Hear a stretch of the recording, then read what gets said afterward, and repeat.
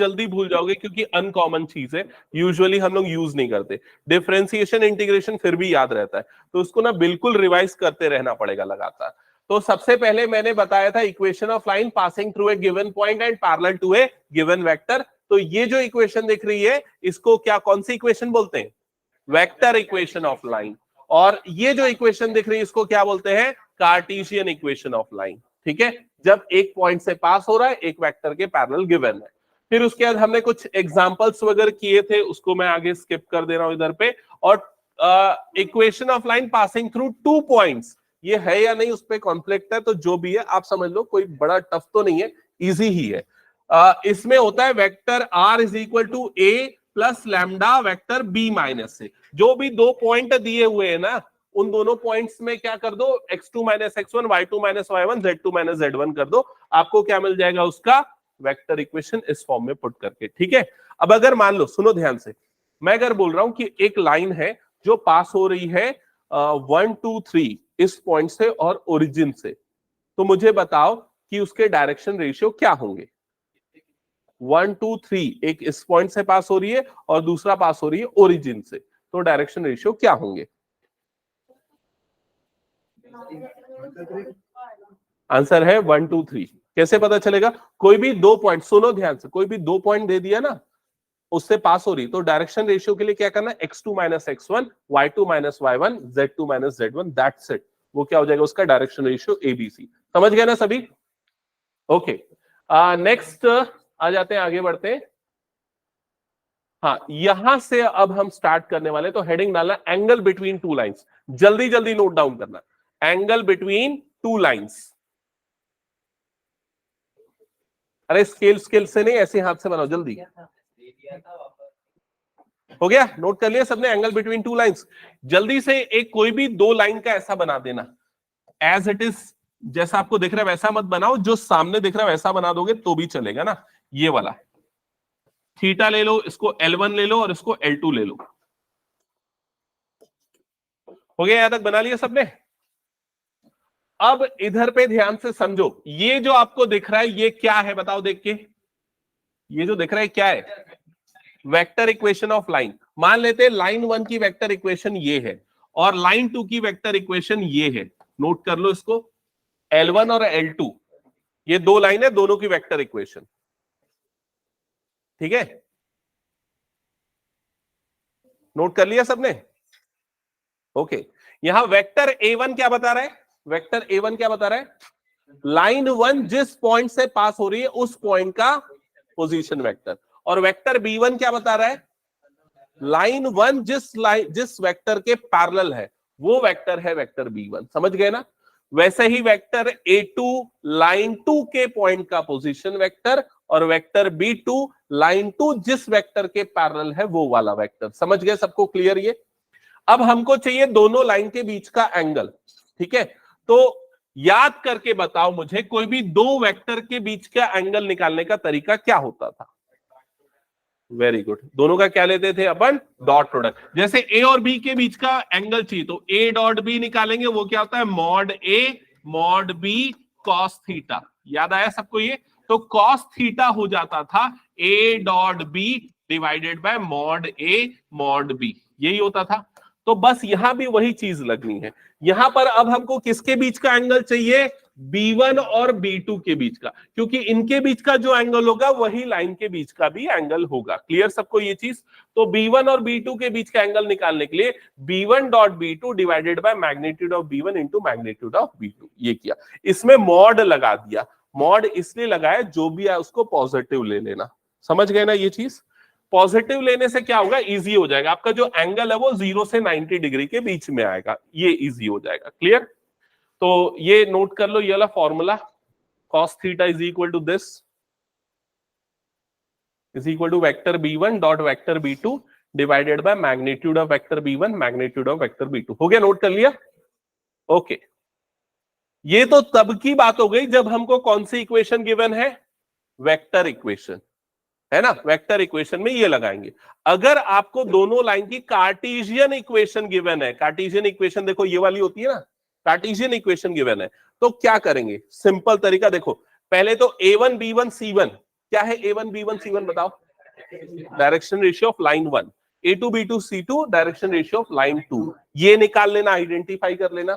फिर क्या करना है, cos theta is equal to A1 A2 B1 B2 C1 C2 divided by root over A1 square B1 square C1 square root over A2 square B2 square C2 square. Simply ये क्या show कर रहा है, B1 dot B2 को show कर रहा है ऊपर वाला पार्ट, और नीचे वाला पार्ट क्या है, मैग्नीट्यूड ऑफ B1 और नीचे वाला मैग्नीट्यूड ऑफ B2।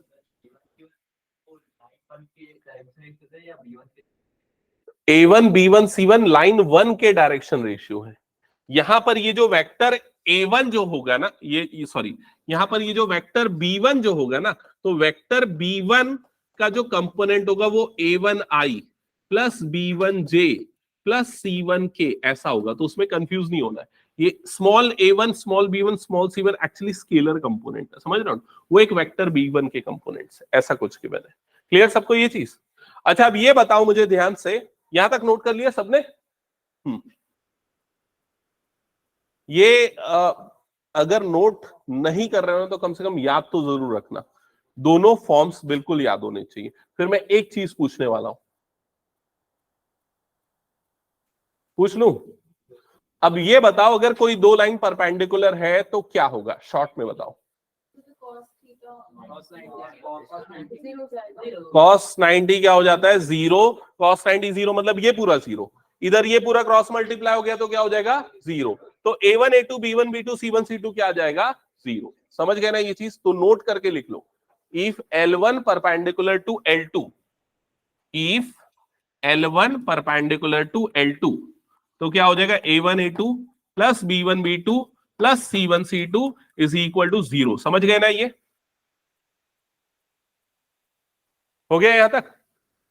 और अगर L1 और L2 दोनों पैरेलल हैं तो क्या होगा बताओ जल्दी?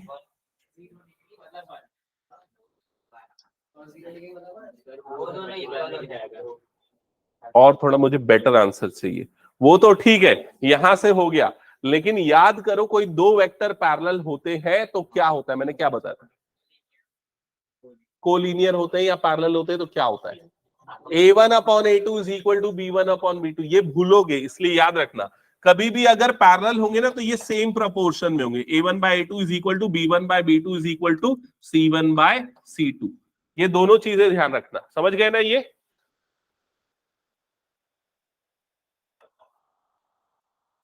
हो गया सभी का यहां तक?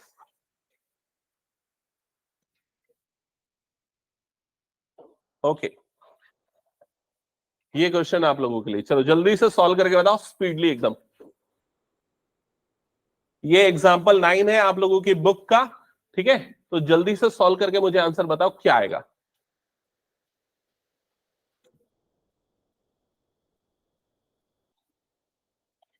अरे पेज पलटने का टाइम नहीं, जल्दी सॉल्व कर रहा है, सामने क्वेश्चन दिख रहा है।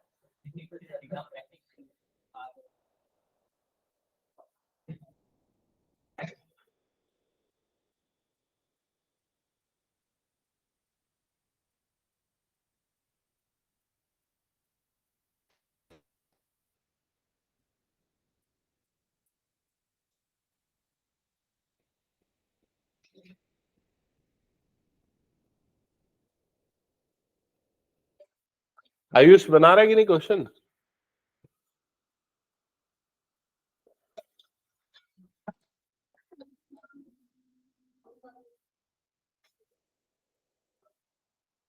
क्या यार बहुत टाइम ले रहा तुम। ये 1 मार्क का क्वेश्चन है, फिर बोलो कि बहुत टफ दिया।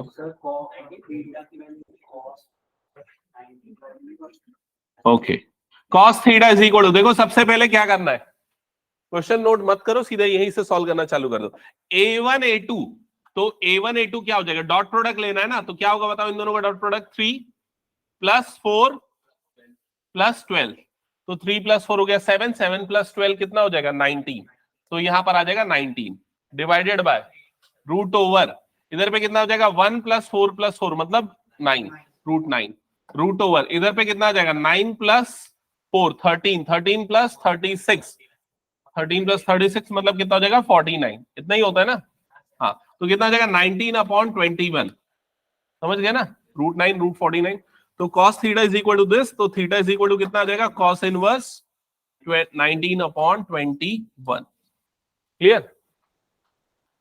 कितने बच्चों ने निकाल लिया था इसको? पक्का? लेकिन तुम लोगों का स्पीड बहुत कम है, स्पीड इंप्रूव करो। ठीक है, हटा दो इसको फिर मैं। ओके, नेक्स्ट क्वेश्चन पे आते हैं। हेडिंग डालना, distance between two skew lines. Distance between two skew lines. Note कर लिया सबने? हाँ, ये बहुत आता है, ये पक्का आता है। डिस्टेंस बिटवीन टू लाइंस का क्वेश्चन 4 नंबर का आएगा मेरे ख्याल से। हाँ, स्क्यू लाइंस मतलब क्या? गुड क्वेश्चन है। हाँ, सुनो इधर पे ध्यान दो। कोई भी दो लाइन अभी तक जो तुमने पढ़ा है वो कैसी हो सकती है? या तो एक दूसरे को कट करेंगी कहीं ना कहीं आगे जाके, या तो एक दूसरे को कभी कट नहीं करेंगी। मतलब क्या होंगी? पैरेलल। तो या तो इंटरसेक्टिंग होगी या फिर क्या होगी? पैरेलल। स्क्यू लाइन ऐसी लाइन होती है जो ना ही इंटरसेक्टिंग होती है और ना ही पैरेलल होती है। अब बताओ कैसे होंगी ये दो लाइन जो ना ही इंटरसेप्ट करे और ना ही पैरेलल हो? अलग अलग प्लेन में। जैसे एक लाइन ये वाली है, दूसरी लाइन ये वाली है, समझ रहे हो ना ये चीज?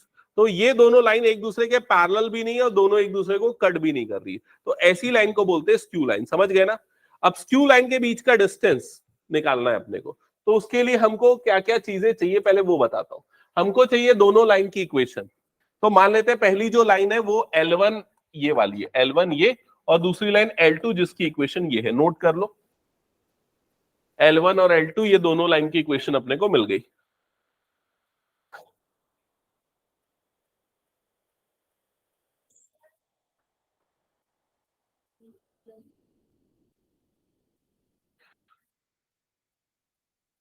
नोट कर लिया सबने? ओके, अब इसके बाद ना हमको देखो यहां पर दोनों के बीच का जो डिस्टेंस निकालना है उसका फॉर्मूला ये है, D is equal to mod. Mod क्योंकि डिस्टेंस हमेशा क्या होता है? पॉजिटिव। और ये फॉर्मूला लिख लो, फिर मैं समझाता हूं लगेगा कैसे। थोड़ा सा ये इसी को अप्लाई करना थोड़ा मुश्किल है एक्चुअली।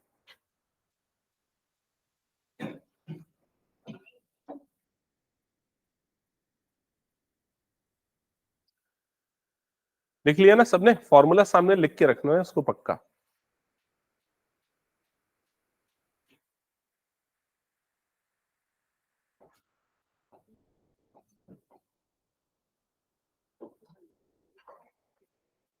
लिख लिया सबने?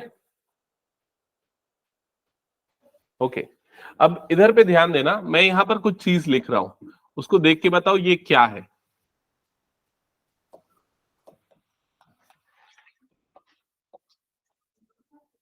ये जो अभी मैंने सामने लिखा है ये क्या दिख रहा है आपको? क्या समझ में आ रहा है?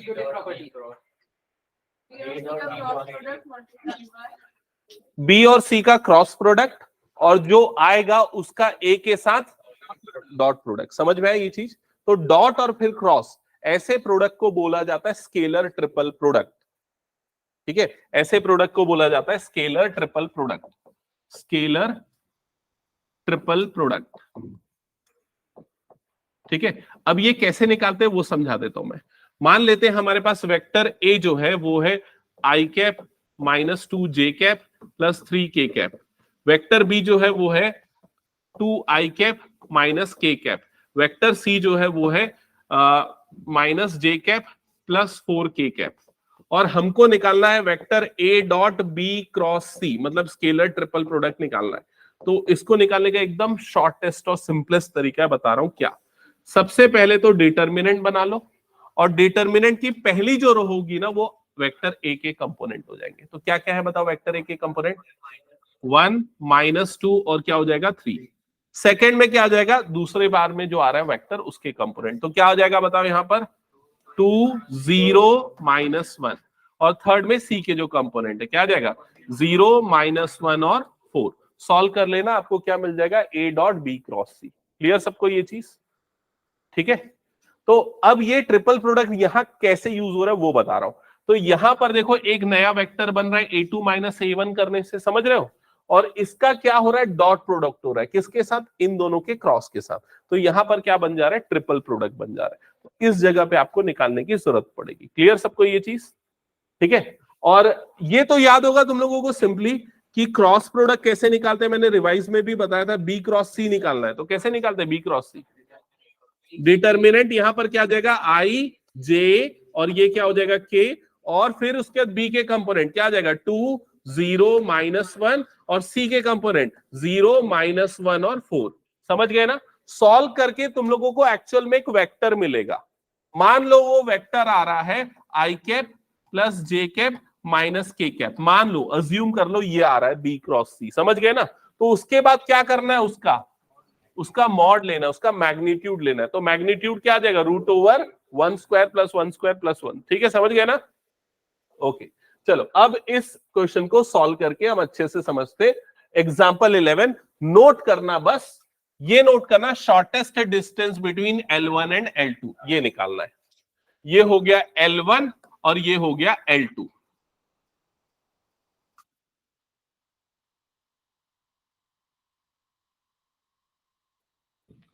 हो गया, नोट कर लिया?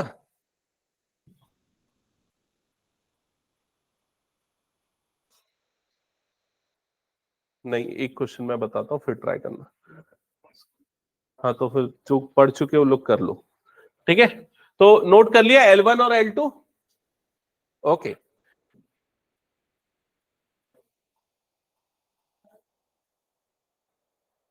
हटा दो इसको मैं फिर। हाँ, अब इधर पे ध्यान देना। सबसे पहले ना आप ये चीजें आइडेंटिफाई करो, वेक्टर A1 क्या है, A2 क्या है, B1 क्या है, B2 क्या है, पहले ये आइडेंटिफाई करो। तो ये जो पूरा आपको दिख रहा है, ये पूरा क्या बन रहा है, वेक्टर A1। ये पूरा क्या है, वेक्टर B1। और ये वाला पूरा है वेक्टर A2। और ये पूरा बन रहा है वेक्टर B2। क्या यहां तक क्लियर सबको? ठीक है, अब देखो डिस्टेंस के लिए फॉर्मूला क्या है। तो फॉर्मूले में क्या आता है, सबसे पहले B1 क्रॉस B2 इसको निकाल लेते हैं अपन। सबसे पहले डिनोमिनेटर वाला निकाल लेते हैं, B1 क्रॉस B2। तो B1 cross B2, vector B1 cross vector B2। तो कैसे निकलेगा, डिटर्मिनेंट बनेगा, क्या आएगा बताओ अंदर में? सबसे पहले आ जाएगा आई जे और के, समझ गए? फिर फर्स्ट रो में क्या आएगा बताओ, 2 -1 और फिर आ जाएगा 1, फिर 3 -5 और 2। ठीक है, अब जो बच्चे भूल गए हैं डिटर्मिनेंट सॉल्व करना, वो थोड़ा ज्यादा ध्यान से सुनना। यहां पर बहुत बच्चे भूल गए होंगे, पक्का याद है मुझे। ठीक है, तो कैसे करेंगे, सबसे पहले फर्स्ट रो को लेके एक्सपांड कर रहे हैं हम, R1 को लेके। तो पहला जो कंपोनेंट है आई हो गया। ठीक है, तो यहां पर आ जाएगा आई कैप। फिर उसके बाद क्या करेंगे, इस रो और कॉलम को हाइड कर देंगे, जो बच गया उसका डिटर्मिनेंट सॉल्व करेंगे। तो ये दोनों मल्टीप्लाई होगा, तो इन दोनों का मल्टीप्लीकेशन क्या हो जाएगा, -2। फिर माइनस इन दोनों का मल्टीप्लीकेशन होगा, तो इन दोनों का मल्टीप्लीकेशन क्या हो जाएगा, -5, ब्रैकेट क्लोज। समझ गए ना कैसे करना है? फिर उसके बाद अगले स्टेप में क्या करेंगे,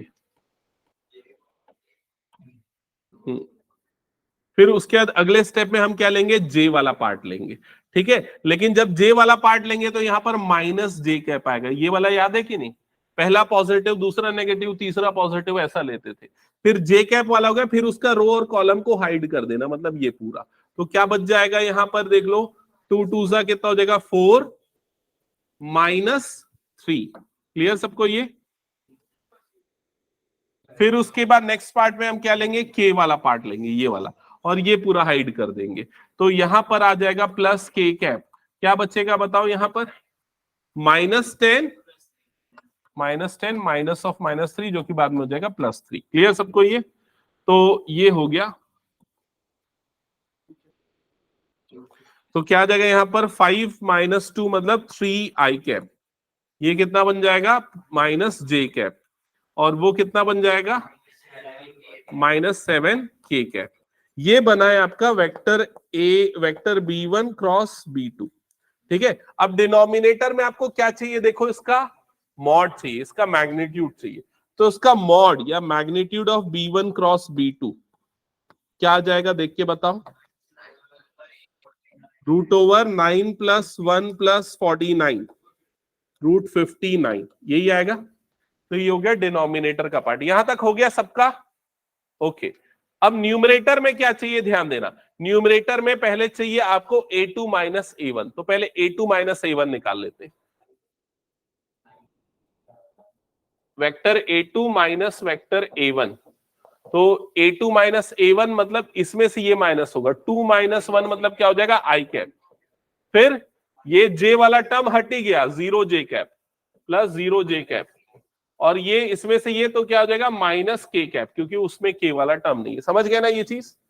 अब उसके बाद जो मैंने स्केलर ट्रिपल प्रोडक्ट आप लोगों को बताया था, क्या बताया था, स्केलर ट्रिपल प्रोडक्ट, वो डिटर्मिनेंट करके सॉल्व करना, उसको चाहो तो वो कर सकते हो, या एक और तरीका है जो ज्यादा इजी लगेगा मेरे ख्याल से अभी यहां पर, वो क्या है पता है, ये जो हमने निकाला है और ये जो अभी हमने निकाला, इन दोनों का अपने को क्या निकालना है, डॉट प्रोडक्ट निकालना है, तो यही डॉट निकाल लो, फिर डिटर्मिनेंट सॉल्व करने की जरूरत नहीं। क्लियर, ठीक है। तो इन दोनों का डॉट प्रोडक्ट निकालोगे तो कैसे निकलेगा, वेक्टर B1 क्रॉस B2 ये हो गया, और यहां पर आ गया डॉट A2 माइनस A1, तो कैसे डॉट प्रोडक्ट होता है वो तो याद है ना, I और I वाला कंपोनेंट मल्टीप्लाई होगा, क्या 0, 3 इंटू 1 तो कितना हो जाएगा ये 3, J और J वाला कंपोनेंट मल्टीप्लाई होगा, तो माइनस 1 इंटू 0 तो क्या हो जाएगा वो 0, माइनस 1 इंटू माइनस 7 तो कितना हो जाएगा प्लस 7, तो ये आंसर आ जाएगा 10। समझ गए ना ये चीज, सही लिखा ना मैंने, 10 तो आ रहा है ना, हाँ, तो न्यूमरेटर में कितना आ जाएगा 10। अब डिस्टेंस डी जो होगा वो क्या हो जाएगा, ये वाला नंबर जो कि कितना है 10, और डिनोमिनेटर में कितना आ जाएगा √59। ये ऑलरेडी पॉजिटिव आया था, अगर नेगेटिव आता तो पॉजिटिव बना देते।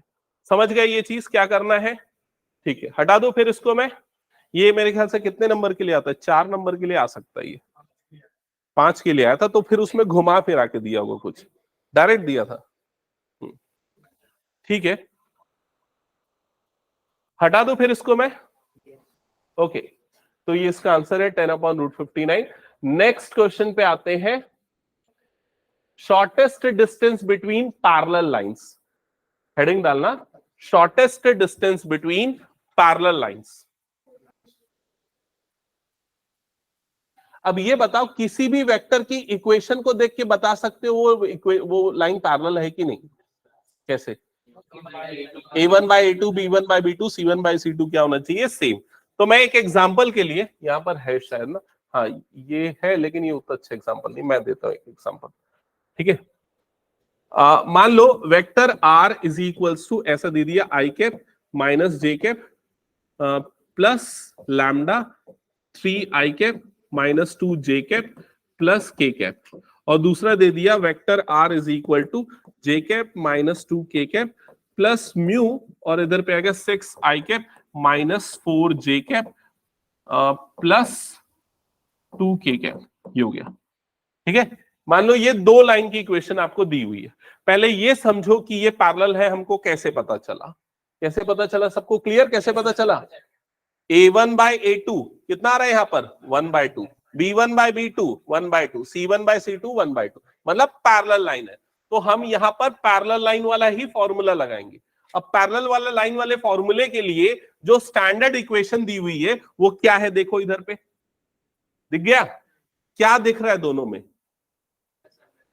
यहां पर दोनों में क्या है, वेक्टर बी जो है दोनों में क्या है सेम है, लेकिन अभी जो मैंने एग्जांपल लिया उसमें तो अलग अलग है, तो क्या करोगे, सेम बनाओगे, सेम बनाओगे, और कैसे बनाओगे सेम, इसमें से 2 कॉमन निकाल लेना, समझ गए ना, तो बाहर में क्या बन जाएगा 2 म्यू बन जाएगा, और 2 म्यू को म्यू डैश नाम दे देना, तो क्या हो जाएगा ये 3I minus 2J plus K, समझ गए, और ये तुम्हारा जो है वो क्या हो जाएगा वेक्टर बी, तो वेक्टर बी जो दोनों का कॉमन वेक्टर है ना वो हो जाएगा। क्लियर सबको ये, फिर उसके बाद उसको क्या करना है, इस फॉर्मूले में पुट कर देना सिंपली, तो क्या है formula, vector B cross product होगा, किसके साथ होगा, A2 माइनस A1 के साथ, और डिनोमिनेटर में क्या आ जाएगा मैग्नीट्यूड ऑफ वेक्टर बी।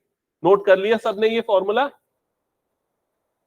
इसके बाद जो मैं क्वेश्चन देने वाला हूं ये तुम लोग बनाओगे ना, वो इसी पे बेस्ड है, हटा दो फिर मैं,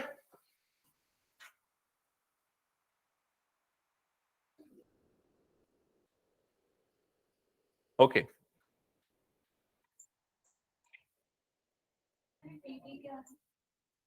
पीटी, ये जो डायग्राम बना हुआ है ना, ये उसके बीच का डिस्टेंस है, एक्चुअली उसका डेरिवेशन, उसका कंसेप्ट है, मैं नहीं बता रहा हूं, बताऊंगा तो तुम लोग बोर हो जाओगे, फिर उसके मेन जो ऑब्जेक्टिव वही खत्म हो जाएगा। सिलेबस में रहता है, वैसे एनसीईआरटी में तो सब दिए रहता है, जब जरूरत पड़ेगी तब बताऊंगा, पहले तो अप्लाई करना सीखो, ठीक है। हटा दो इसको फिर मैं, ओके। सो ये क्वेश्चन है क्या, नहीं ये यही क्वेश्चन बनाओ चलो। हाँ वेक्टर बी सेम है, तो जल्दी से फास्टेस्ट सॉल्व करके दिखाओ कितना टाइम लगता है, देखता हूं, टाइम स्टार्ट्स नाउ।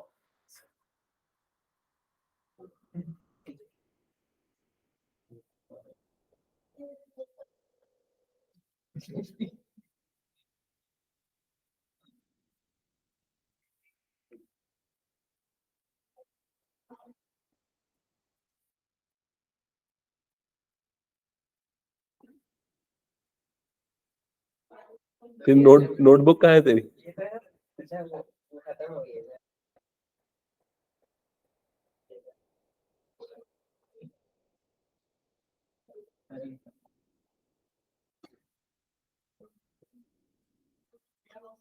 गुरलीन क्या कर रहा है इतना स्लो?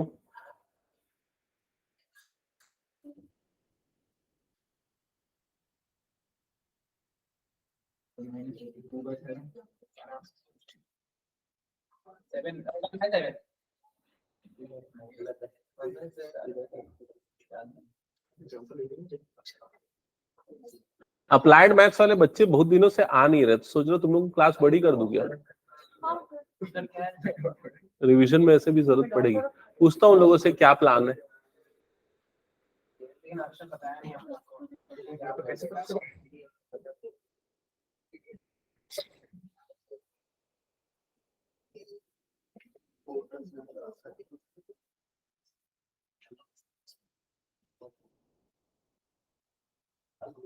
अच्छा या तो एक काम करते हैं ना, जैसे ये चैप्टर खत्म होगा रिवीजन स्टार्ट करेंगे ना, तो हर मैथ्स क्लास वाले दिन ना 4:30 को आ जाना, मैं एक क्वेश्चन टिक करके रखूंगा, उसको सॉल्व करना है यहाँ पर बैठ के 1 घंटा, ठीक है। और उसके बाद फिर 1 घंटा मैं पढ़ाऊंगा, वैसा वाला कर लेंगे, क्योंकि घर में तो सॉल्व नहीं कर रहे हो ना, इसलिए यहाँ पर साथ में मिलकर सॉल्व करो।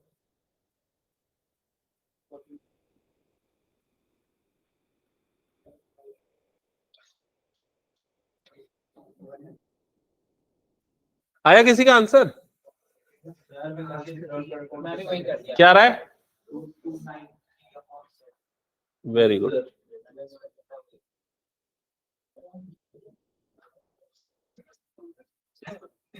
तो 2 लोगों का आंसर आ गया है।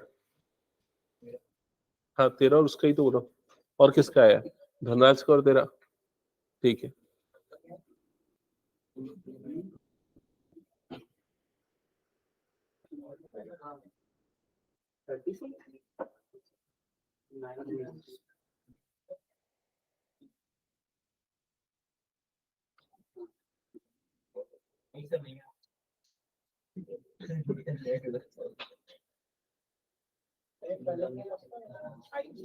क्या हुआ आर्यन, बना जल्दी?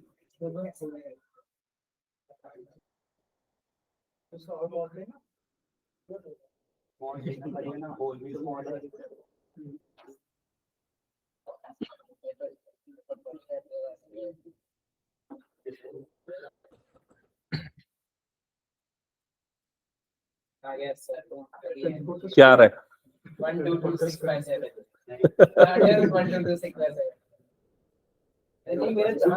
इगला पे तू नहीं बना रहा है क्या?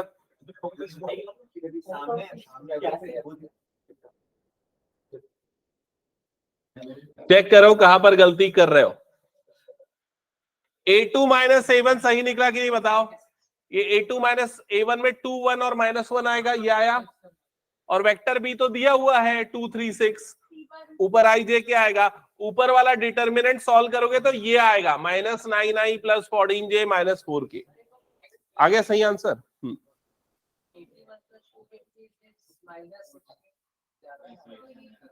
क्या बोल रहा है ये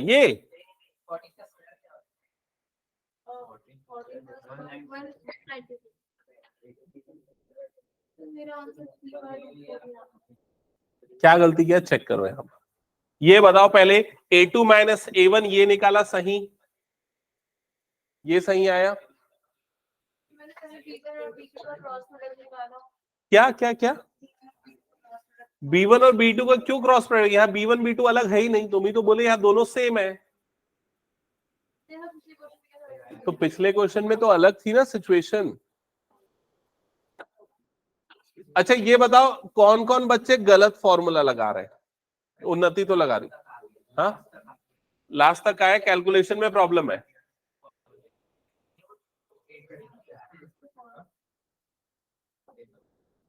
अच्छा यहां तक कितने बच्चों का आ गया है? यहां तक आ गया है, फिर उसके बाद ये मैग्नीट्यूड लेने में गलती कर रहे हो क्या?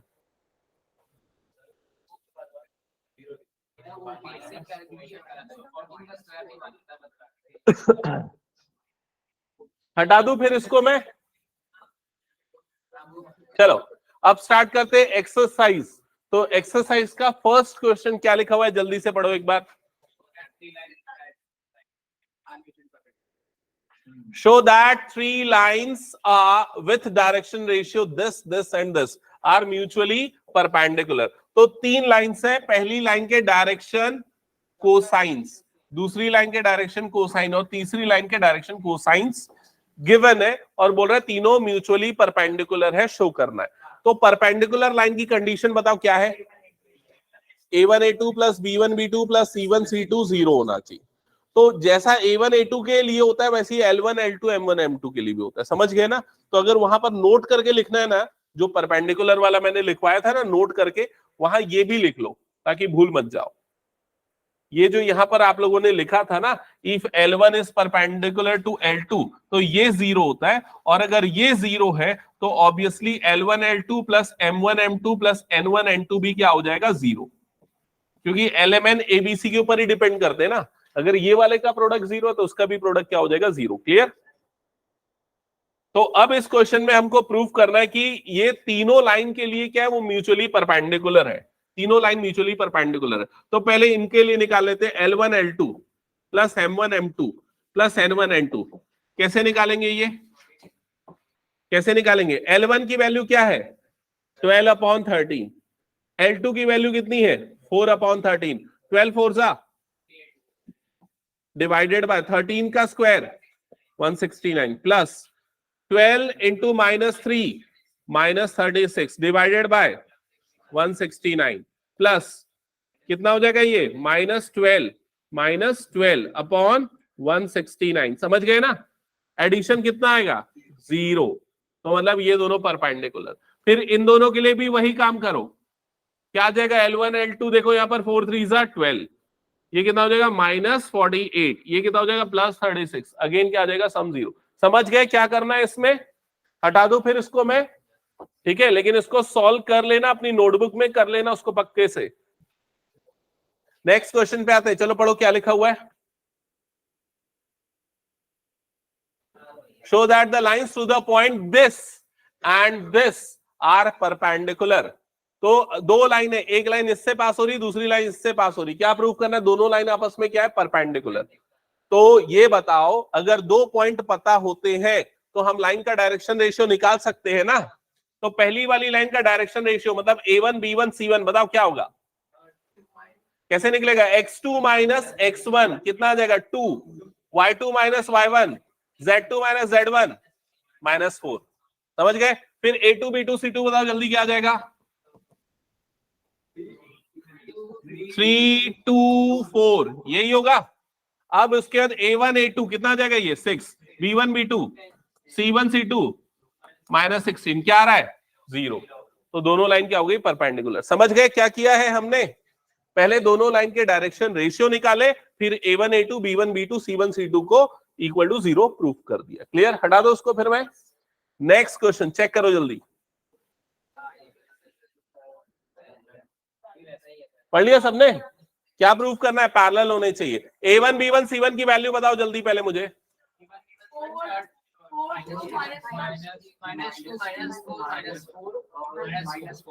A2 B2 C2 बताओ।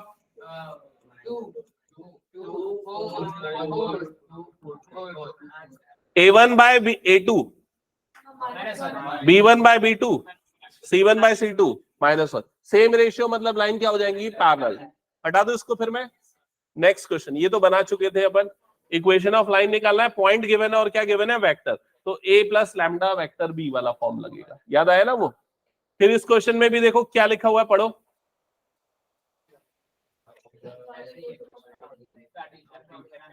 आपको लाइन की इक्वेशन निकालनी जिसमें एक पॉइंट का क्या दिया हुआ है, पोजीशन वेक्टर, मतलब क्या है, वेक्टर a, और वो जिस लाइन के, जिस वेक्टर के पैरेलल है वो दिया हुआ है, मतलब क्या दिया हुआ है, वेक्टर b। तो क्या लगाना है यहाँ पर, a plus lambda vector b, और दोनों वेक्टर गिवन है। बन जाएगा ना, ये भी बना चुके हैं मेरे ख्याल से। तो इसको question number 6, question number 7, question number 8,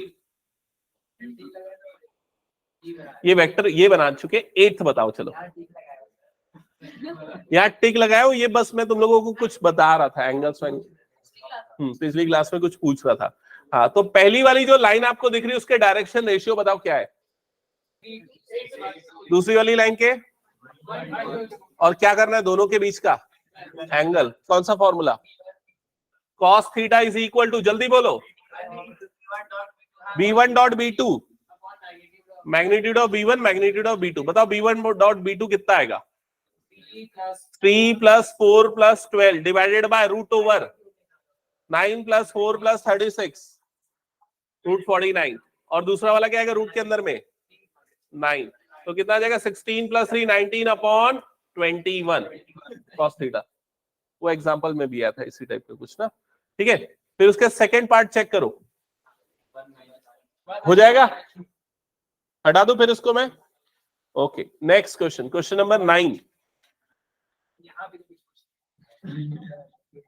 हाँ, इस क्वेश्चन में क्या करना है बताओ, इसमें भी एंगल निकालना है, लेकिन इसमें क्या कैसे गिवन है, कौन सा इक्वेशन गिवन है, कार्टेशियन। ये a1 b1 c1, ये क्या हो जाएगा a2 b2 c2। फिर क्या करोगे, सबसे पहले न्यूमरेटर में a1 a2 b1 b2 c1 c2, ठीक है, और नीचे में वही वाला हो जाएगा ये। ओके, नेक्स्ट क्वेश्चन पे आते हैं। ये क्वेश्चन क्या गिवन है बताओ,